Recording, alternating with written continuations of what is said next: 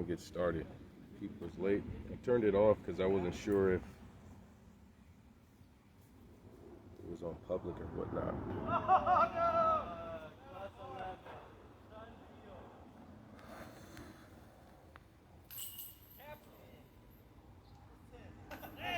Praise the Almighty.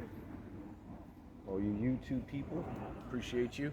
Waiting for THU members late to service on the last day. Wasn't sure if it was on public or private. Sometimes it switches to private. So then when I'm recording, people can't watch the live stream on the Facebook.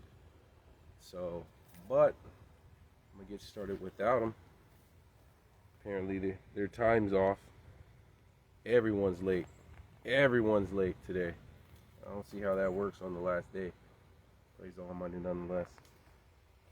Give it one more minute. Thank the Almighty for today. Glory to his name. It's a nice day today. It was a little cold this morning. It was 51. Starting to get to the 40s. Hopefully I dip out before it gets to the 30s. I'll be gone. So, you wear the hoodie. Wearing the sweater more often. And let's do it. Shalom. Why are you late? It cut out because I didn't see no one watching. I thought I had it on private. And I can't tell when it's live streaming if it's on private. So I cut it off. And then I made sure it was on private. Then I cut it back on. And then you guys didn't say shalom or nothing. So how do I know? And then the eyeball wasn't showing anyone. So praise the Almighty. It's about time. Welcome. Welcome. For all the new people, old people, to true Hebrews United, all the Almighty, Yeshua. They should be loved. I'll be hated, actually, because there's more people that probably go against me than love me. Holiness instructor, discipleship drill sergeant. About to get into the book, as usual. Definitely give all honor to the Almighty, Yah, through his son, Yeshua Mashiach, only begotten of the Father. Definitely give double honor to the apostles, the prophets, the evangelists, the teachers, the elders, the bishops, the deacons across the whole world, teaching this gospel, persuading people to repent from their sin and come to this gospel before it's everlasting too late. Definitely shout out and love to the brothers and sisters across the whole planet. Keep the Almighty's commandments, statutes, judgments, precepts, and ways. Also the Facebook and the YouTube subscribers. I appreciate you guys. People that like, definitely that share the video. You know, that like, share, subscribe, comment. I appreciate you guys. I want you guys to make it into the kingdom.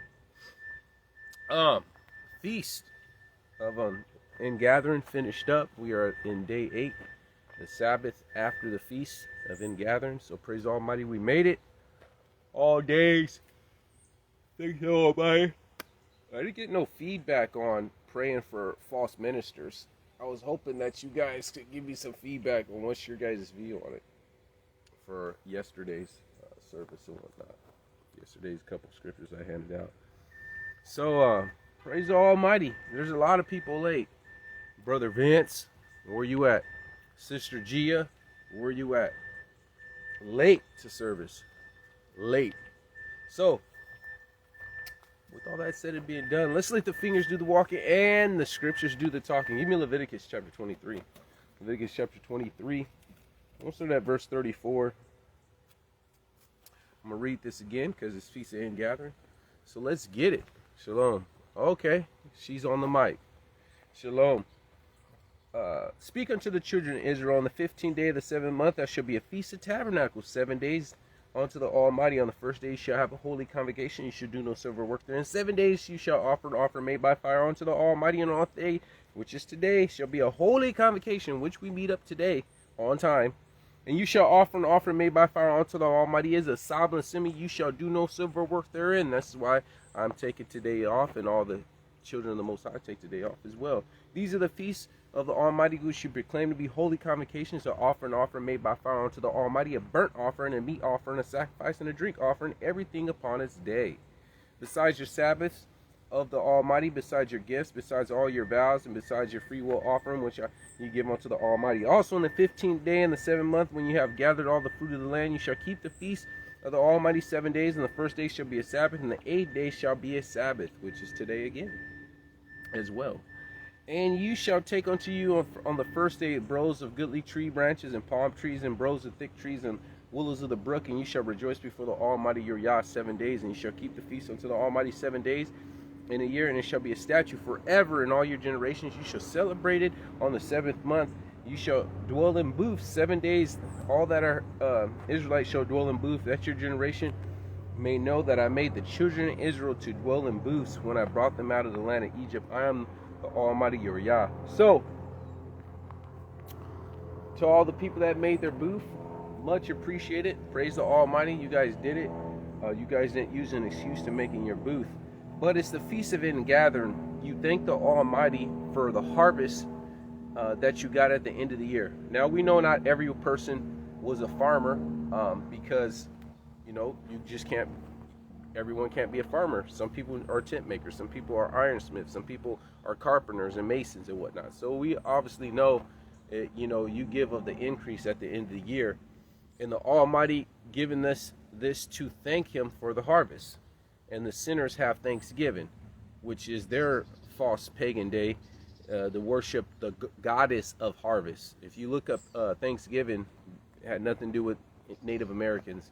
They worship the goddess of harvest. A woman would decorate themselves, and she'll have pumpkins, and they made wreaths throughout the city and wreaths on the doors. So you see Thanksgiving, how they have the wreath on the door. It had nothing to do with some Native Americans. That had to do with the goddess of harvest. You can look that up, goddess of harvest. And that was what Thanksgiving came from.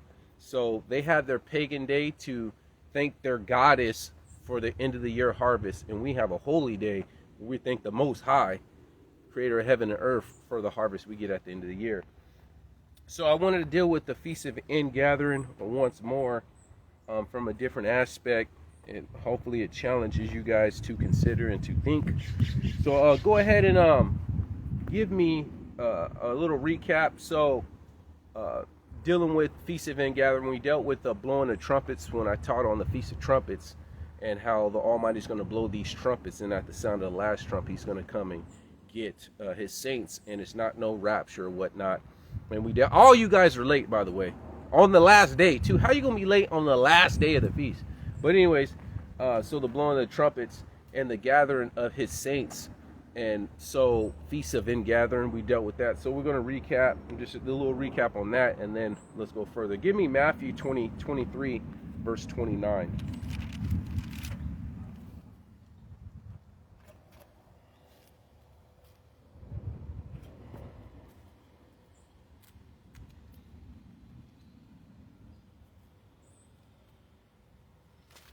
Matthew 23, verse 29. It says, "Woe unto you, you scribes and Pharisees, because you build the tombs of the prophets and garnish the sepulchres of the righteous. And say, if we had been in the days of our father, we would have not been partakers of them of the blood of the prophets. Wherefore you be witnesses unto yourself that you are the children of them that killed the prophets. Fill ye up the measure of your fathers, you serpents, you generation of vipers. How can you escape the damnation of hell?" How are you not going to go to hell? Almighty said to these people. "Wherefore, behold, I send unto you prophets and wise men and scribes, and some of them you shall kill and crucify, and some of them you shall scourge in your synagogues and persecute them from city to city." And we found that was happening in the book of Acts too. They went from city to city to kill and to imprison believers. "That upon you may come all the righteous blood shed upon the earth, from the blood of righteous Abel to the blood of Zacharias the son of Barachias, whom you slew before the temple the temple and the altar. Verily I say unto you that all these things shall come upon this generation." But this is the point I want to point out. "O Jerusalem, Jerusalem, that killeth the prophets, and stoneth them which are sent unto thee. How often would I have gathered the children together, even as a hen gathereth her chicklings under her wings, and you would not? Behold, your house is left unto you desolate." Didn't get the chime. Okay, got you. So, shalom, shalom, Yeshua and whatnot. Now, I want you to take a note. All the prophets we known typically died of old age. We got Moses. We got, even Samson. He actually died. You know, he pushed the pillars. Elijah died of sickness and whatnot. But Jeremiah, Ezekiel, we see that they died a natural cause. But just like the army has POWs and, prisoner of war and missing in action, you will not be forgotten. He's saying, "Oh, Jerusalem, Jerusalem, that killeth all the prophets." A lot of the prophets that we have never heard of, their name is not mentioned in the scriptures, they got stoned. He says he sent these people onto Jerusalem to save them, to deliver them, and they stoned them. And that shows you the wickedness of our people, to where you will stone them. Because it's easy to execute someone at a firing squad, or a lethal injection, or you pierce their heart with the sword, or even you behead them. But they stoned the prophets. That means they wanted them to suffer pain prior to dying. I don't know if you've seen anyone get stoned. I've seen it one time on a video. It was a place in Africa, because the Africans were trying to mine their own gold, and the government was crooked, probably bought out by China or whatnot, and set up these companies, probably outside of the U.S. owned companies, to mine the gold out of Africa. And so the Africans were secretly going and mining their own gold. So the sheriff came, or some higher up sheriff came by himself for some reason, to investigate what villagers are mining their own gold in Africa. And those villagers stoned that dude. I'm surprised it was even allowed on Facebook. Like, it was graphic. Like, you seen they were throwing at him. He was trying to run, but every time he run, he was slowing down. And then he got hit so many times he went to the ground. And then this one dude picked up, just finished it. Boom, right on his head. And so it's pretty graphic. Getting stoned is a painful death. You'd much rather just get pierced through with the spear, or with the knife through the heart, and then you just kind of suffocate or cut off or whatever. So now bring that back to us, because Feast of Ingathering. We all want to be used by the Most High, and we all want to be saved by the Most High. And imagine the Almighty telling you, "Hey, I need you to go preach this gospel in Jerusalem. Go tell these people, repent for the kingdom of Almighty. Go tell these people, mend your ways. Go tell these people, destruction, famine, persecution, you're going to get cast out of your land. Go tell these people." And it's not like they didn't knew that could potentially be a death sentence. That could be a suicide mission. Because if we go to LA, we heard of Inglewood. We all heard of Bloods and Crips and MS-13 and Hell's Angels. And we know, okay, if I go into certain areas wearing certain colors, it might be problematic. Now imagine you go into a place that's nothing but Bloods. And the Almighty says, "Hey, I want you to go there wearing nothing but blue. A blue rag, a blue bandana, some blue Chuck Taylors. Just run in there and just walk down the street, up and down the street." You will know automatically, okay, it's going to be problems. And the reason why I say that, because this is all going to tie into Feast of Tabernacle, Feast of Ingathering. The reason why I say that is because we all have to be settled in our mind that we're looking for new heaven, new earth, and new Jerusalem. We all have to be settled in our mind that we're looking for a better resurrection. Because can you imagine the Almighty telling you, "Hey, go preach to Jerusalem," and you know they went early in the morning, so you're on your bed, right? And you got your nightstand. And on your nightstand, you got a rooster tied up to your nightstand. And so in the morning, coo-coo-coo-doo-doo, so you hit the rooster to get it to shut up, so you could get out of bed, so you wake up. You know what I'm saying? Bam, you got your alarm clock. Cool, you know what I'm saying? Rooster wakes you up, you hit it, shuts up, bam, 5 a.m.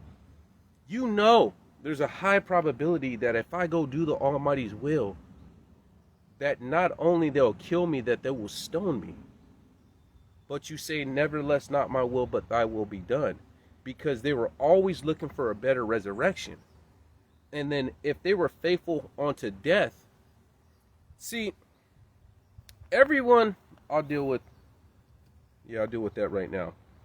Everyone wants to glorify the Almighty in their deliverance, but no one really wants to glorify the Almighty in their death or their persecution. Because it's easy to say, man, praise the Almighty, he gave me this job. Praise the Almighty, he did this. Praise the Almighty, I had cancer and I got healed. Praise the Almighty, my daughter had this and she got healed. Praise the Almighty. And it's easy to praise the Almighty in our deliverance, in a blessing. But the trial of your faith really works when you could praise the Almighty and follow the Almighty and glorify Him in your death or in your persecution or in your job loss. That's what actually means more. So let me show you something.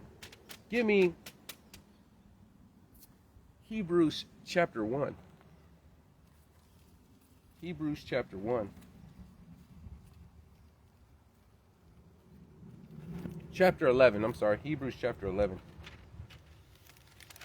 Oh, and it's going to be a shorter service. We're like halfway done because I'm going to show you guys some news, even though I did the news last Sabbath, but more things are important, so we need to keep in mind.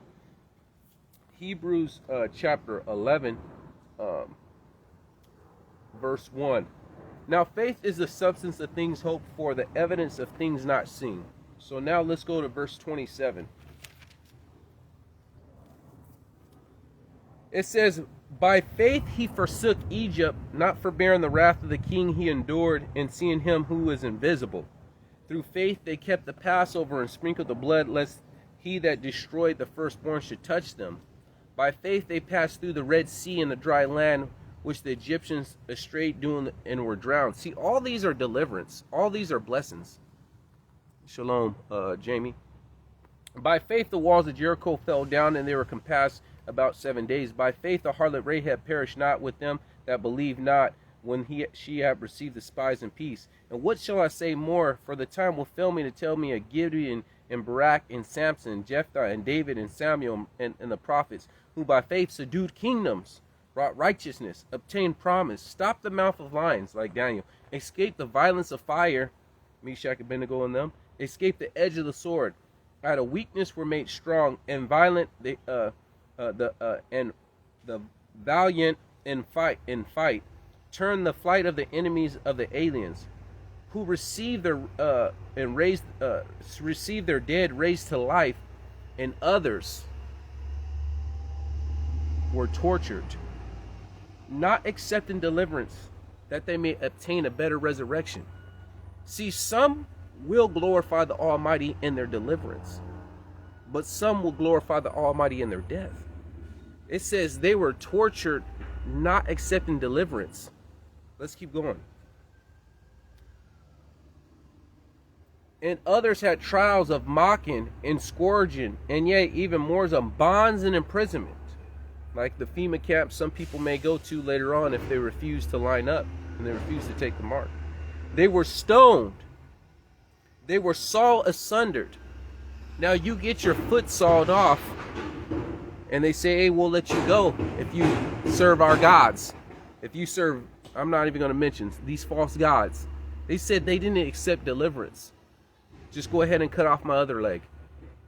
Ah! Can you imagine the screaming of being tortured because you believe in the Most High? And they will stop torturing you and let you free if you just serve their gods. But it says, not accepting deliverance. I'm good. Keep me in prison. Hey, we'll let you, you've been in prison 6 years. We'll let you go free if you just bow down to our gods or eat this food sacrificed to gods. Go ahead and just keep me in prison. Let's keep going.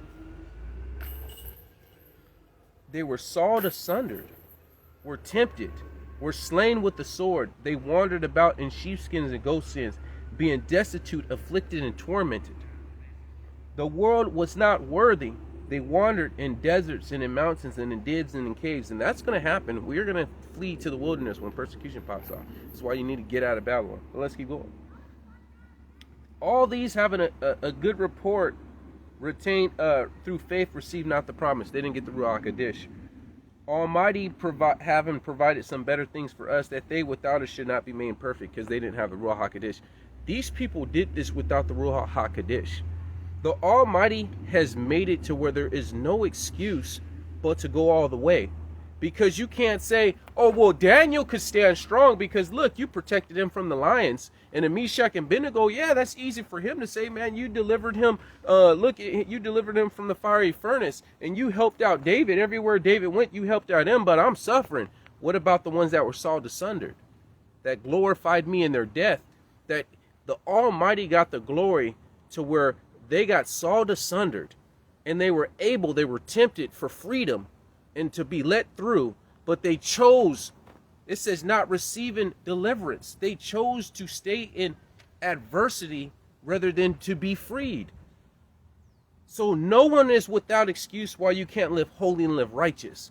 And when he comes, when he blows that last trumpet and then the Feast of Ingathering comes, he's looking for people that really have true faith. This is why it's better to teach your children to suffer for the Almighty and to glorify them in your death and in your persecution and in your job loss than to only teach them the stories like Daniel in the lion's den, like Meshach and Abednego, because those are some powerful stories. We definitely need those stories. But for every one story you teach your children that, you should teach them 3 stories of how people suffered and they still glorified the Almighty. They suffered and they still kept the commandments. Because those good stories do help and build their faith. But the storm will come. And those stories of Daniel does not help me. The story of someone being sawed asunder and not receiving deliverance, and I'm going through my financial struggle or my marital struggle, or I'm doing a job loss for keeping the Sabbath and I'm going through it, and I see these people still able to stand when they're in prison for righteousness' sake. That's what keeps me, that goes through the storm.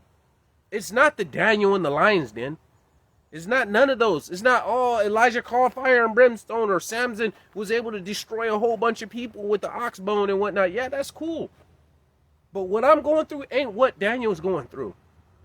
Because Daniel is glorifying him through his deliverance. And I'm not taking away from that prophet, because I would not even be half the prophet that he is. I'm not even saying I'm a prophet, by the way, but I'm saying the Almighty hooked him up because he was so righteous, and he gave him visions of what's going to come when the Almighty came, the kingdom, destruction, the beast, all this, what's going to happen in the end time. So I'm not taking away from him, but I'm saying it is better for you to teach your kids to stand in adversity than to just say you're going to glorify the Almighty in deliverance. Why is that? I'll show you. Same book, Hebrews chapter 11. Let's go to verse 23. By faith, Hebrews chapter 11, verse 23. By faith, Joseph, when he died, by faith, Moses, when he was born, was hid 3 months of his parents, because they saw that he was a proper child and they were not afraid of the king's commandment. By faith, Moses, when he was to come to years, refused to be called the son of Pharaoh's daughter, choosing rather to suffer the afflictions with the people of the Most High than enjoy the pleasure of sin for a season. This is why it's better to teach our kids that we need to suffer for his name's sake. And still, these people are willing to die. When they were sawed asunder in prison, they were willing to give up their life because they sought for a better resurrection. They're looking for new heaven and new earth and new Jerusalem. They knew that there's going to be a time where there's going to be a feast of ingathering, and he's going to gather up. And remember, the dead shall rise again, and the living shall be caught up in the air, and we shall forever be with the Most High. So they were looking for a second resurrection. So they didn't count that this flesh.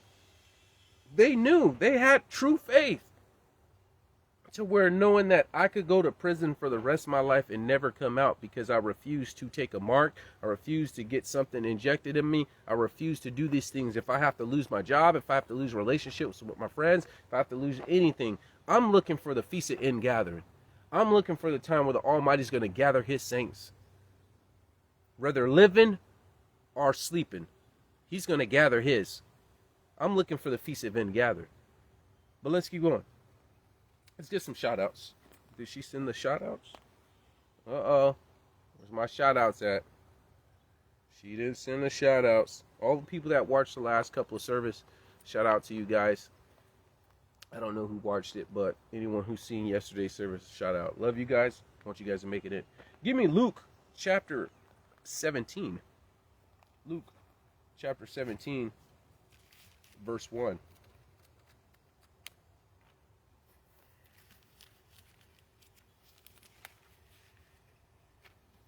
Luke chapter 17, verse 1. Then said he unto the disciples, it is impossible that offenses will come, but woe unto him through whom they come.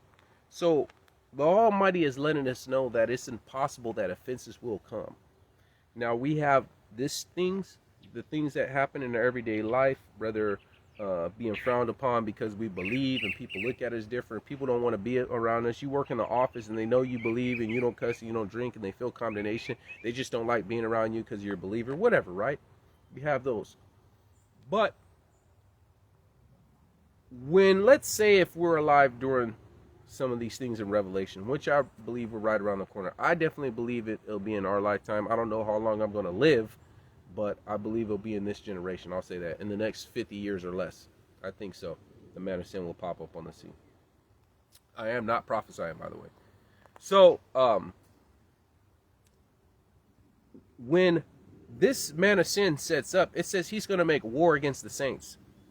During this time, there will be 6 trumpets blown, and these and vials with plagues upon this earth before the feast of ingathering. So offenses will come. It is impossible. You will suffer adversity for his name's sake. Now we have to say, whether I glorify him in the deliverance, and of course I'm going to be praying, Almighty, I pray that you deliver us, protect us. Of course you're going to be praying for that. But if I have to glorify him in my death and follow the same route as Yeshua, let this cup pass from me, nevertheless not my will, let thy will be done, and he glorified the Father through his death, then so be it.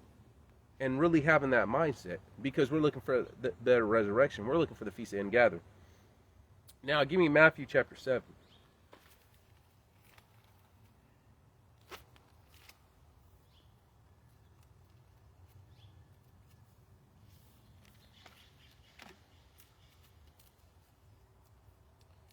And we're going to go with verse 24.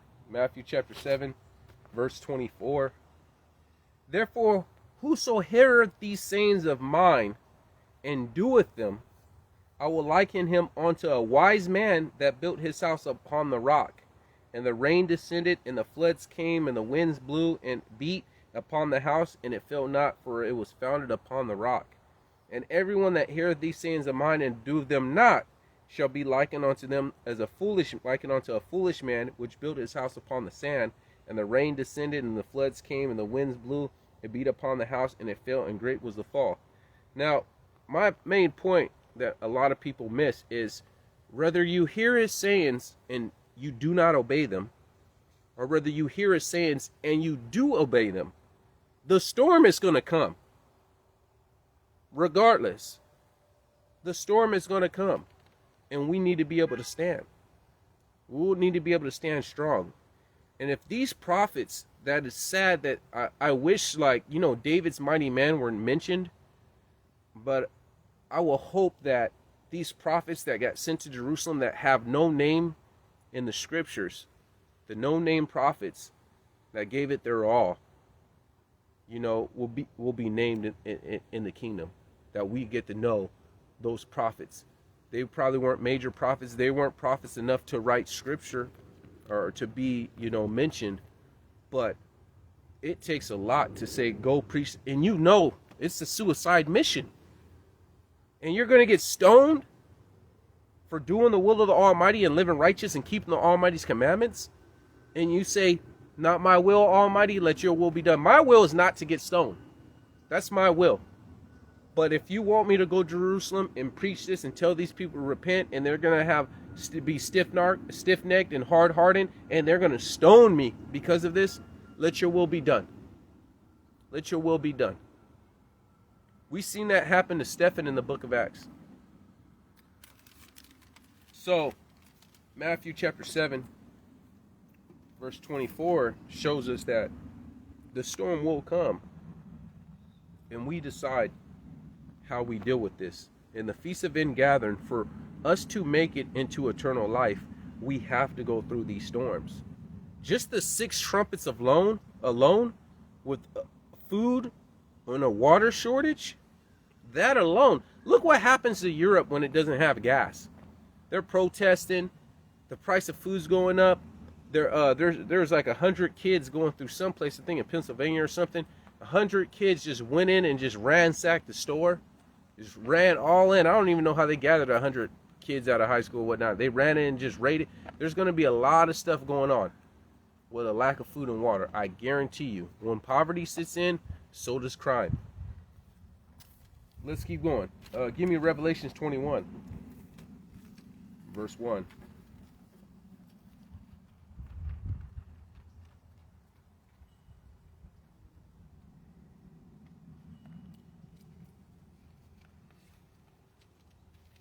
Revelation 21, verse 1.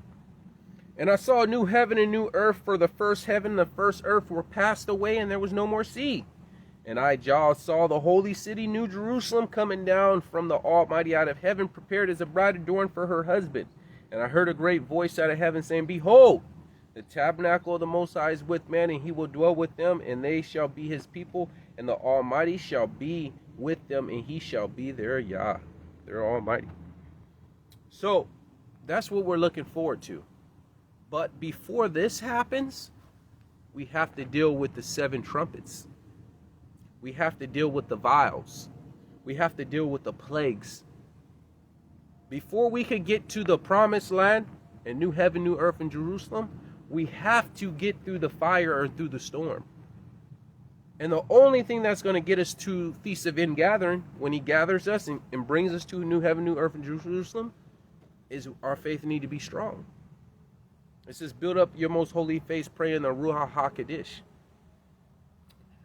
For Israel, last point, for Israel to make it into the promised land, they had to go through the wilderness. I think I taught on this a couple months ago. For Israel to get to the promised land, they had to go through their wilderness.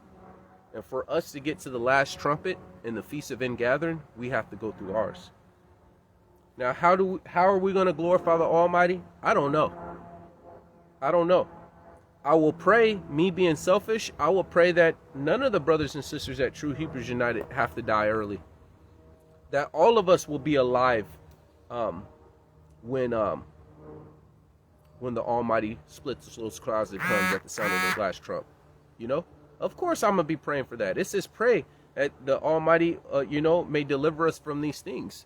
And I watch and pray and I prep and I do my best. But what happens? Let's use this scenario. What happens if we're doing our thing and we run to the wilderness and we're self-sufficient and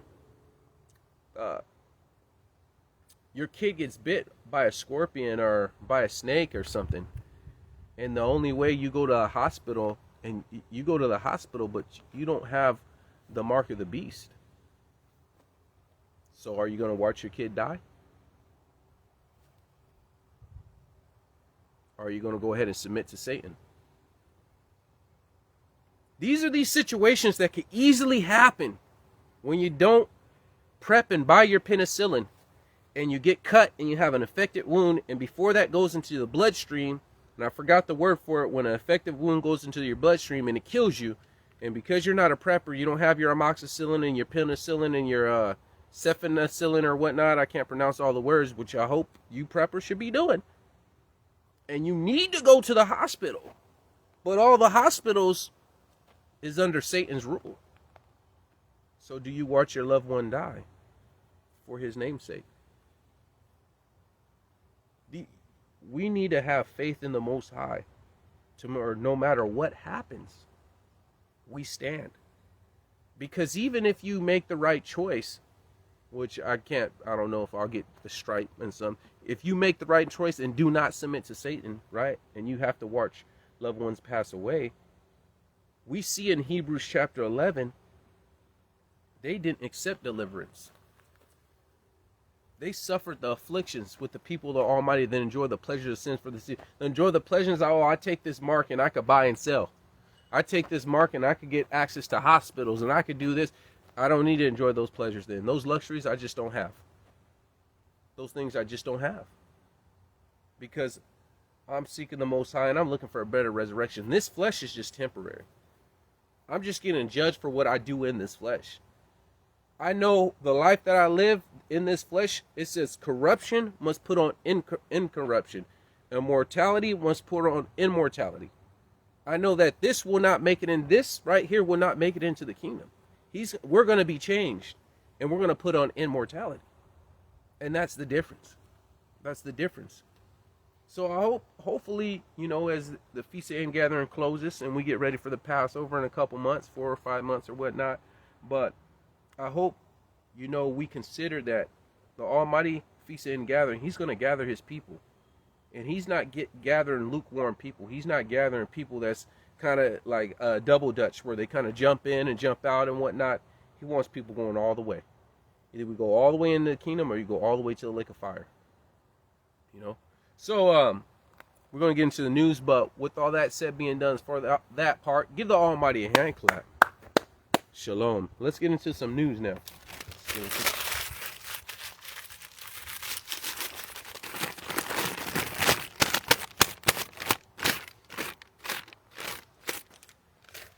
All right, let's get into some news. Praise the Almighty. We got some current events going on. OPEC Plus. You know, OPEC is like the world's government for how much oil gets distributed to the world or how much they pull. So OPEC is linking up with Russia. Russia's part of OPEC, and they say, hey, we're not going to be drilling as much oil out of the ground. I heard there's a conspiracy too, and I kind of believe it. Seen on BitChute, one of the greatest lies that oil is just as easy or abundant as water, but they lie and say that just so they could make the price and make millions of people, which makes me think it's true, because if these countries, Russia alone, is supplying billions of tons of oil to all of Europe, how rare can it possibly be? If thousands of cars is using gasoline, thousands of them worldwide using gasoline every day, how hard could oil possibly be? How hard can this one guy, I think before he retired and died, he was an old guy at some, not Chevron, some high up, you know, drilling company. And he says that's one of the greatest lies, is oil is just as abundant as water, but we lied it so we can make millions, billions, or trillions of dollars off the world. But anyways, so OPEC is dropping. Saudi Arabia and whatnot is not producing as much, which is bringing the price of oil up, which is making it to where the NATO can't put a gas cap on Russia to try to stop Russia, right? So Biden, before they did this a couple weeks ago, Biden came and wanted them to ship more oil to the U.S. and Saudi Arabia was like, I'm not doing it, right? We're tired of it. So now, because they're going to do that and the price of gas is going to go up, Biden comes and say, hey, well, can you just not do that until elections? Because we got midterms between some of the governors or whatnot coming, I think November 8th or whatnot. So the U.S. does not care about the economy. They just care of being voted in. This will explain for the midterms. This will explain why California is sending out stimuluses. Whoa, right before midterms, we're going to send out these stimulus to people because you're trying to buy votes, by the way. So that shows that they don't care about you. Speaking of NATO and the U.S. and elections, the U.S. is pushing this counteroffensive because they're really trying to take Kherson or Donetsk. They're trying to get some kind of victory because they're getting their butt whipped. If you look on BitChute, they're getting their butt whipped. Russia is not losing in any way, shape, or form. They already annexed 4 places. Yeah, they're doing counteroffensives and trying to get more land, but it's not happening. They're losing soldiers. NATO is paying Ukraine, and this is all proven, and they're bringing in ISIS and Al-Qaeda mercenaries to fill in the ranks of Ukrainians because there's few Ukrainians left soldier-wise. They all almost got killed, so only like 60-80%. So now, did I share this with you guys last one? So anyways, if I did, then you're going to hear it twice. So these same ISIS and NATO, ISIS and Al-Qaeda, the same terrorists that you use to invade Afghanistan and all these other Middle Eastern countries, because we're fighting against terrorists. Now you're hiring ISIS and Al-Qaeda to come into Ukraine to fight against Russia. That's how wicked NATO and this country is. Next one, Sri Lanka. Sri Lanka. You know how I talked a couple of weeks ago, how Sri Lanka's economy collapsed and the president fled the country and they were chilling, swimming in a swimming pool and whatnot. Shalom. So, Sri Lanka collapsed, and now to get gas, you need a digital ID and you need a Q card. So it's getting to the mark. It's getting to the microchip. Now you need your Q card, your Q code, and then you need a digital ID. And I should have known. I was like, the company, it collapsed. Watch, I should have known they're going to go something to take the rights away of the people. Now, you know, digital ID and facial recognition. I should have known that that's their solution. So it's coming to everywhere. All right. Now, remember the social credit score they have in China, that if you say stuff on the internet, then you lose points. And if you lose so many points, you can't leave the country. You can't use the train. You can't send your kids in the best schools. You have a longer wait time at the hospital if your social credit score is lower, because stuff you say, if you jaywalk, if you say anything against the government, is a social credit score. This is what's starting to happen. I think they're doing their test run. They're doing their test run against Kanye West and Andrew Tate. Now, Andrew Tate says some debatable stuff. Some things he's true, some things I don't really agree with, but whatever, right? He's very outspoken. So they went after it all at the same time. They went after his YouTube. They went after his Instagram. They went after his bank account, so where he can't use PayPal and whatnot. So they went after this guy and they shut him down. They silenced him.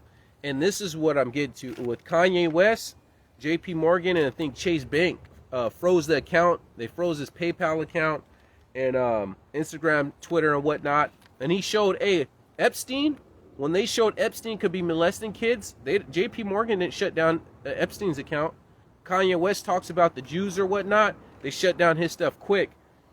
Now, if you don't keep in mind why this is dangerous, I don't care about what Andrew Tate and Kanye West said or whatnot. The point is what you say on social media. Now, PayPal, dealing with money, and banks are coming after you based upon what you say on social media.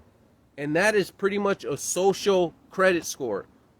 That means based upon if you're a good citizen, the banks can or cannot freeze your accounts and do what they want. And PayPal, they try to run, speaking of PayPal, they try to run a campaign where they're going to give $2,500 fines if you say things against their views. Like if you say things on social media, on YouTube or TikTok and whatnot, PayPal will go after you. Now, if I was Kanye West, because he's a millionaire and Andrew Tate's a millionaire, I will try to take this to court, because if they let this slide, then it's going to become the new norm that anything you say, the banks will come at you. Not you got to worry about being shut down on Twitter and they silence you on Google and Instagram and all that. Now, the banks will come after you. And this is world domination.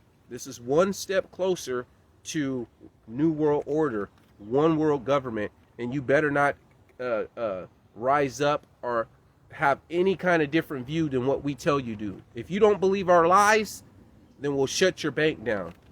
If you actually give people truth, then we'll shut your bank account down. We'll silence you. We control the government controls all the Facebook and Google and search engines, social media, and we push the propaganda. And so we'll just silence you. That's why I like BitChute. BitChute. BitChute is a little harder platform. They lack funding, but you could get whistleblowers from doctors from around the world. They go on there, and it's the best way to get uncensored information to know what's going on. People rebelled against PayPal, and so PayPal stopped because people said, I'll cancel my accounts with PayPal, because you're not going to give me a $2,500 fine just because I have a different view or an opinion. And they said it was proof about Epstein's back in the day, Epstein's suspicious behavior back in the day, and he kept his bank account. But Epstein was breaking the law. Kanye West just shares his opinion about the false Jews, and they come after him. Why are banks allowed to come after you? Because you have an opinion. You broke no laws, but because you have an opposing opinion to what they want the world to believe, and because of it, they go after you. They go after flat earthers.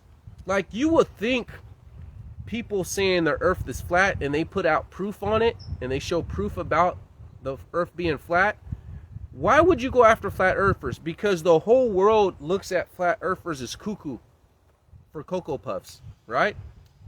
What information are you putting out to where now YouTube is shutting down flat earthers?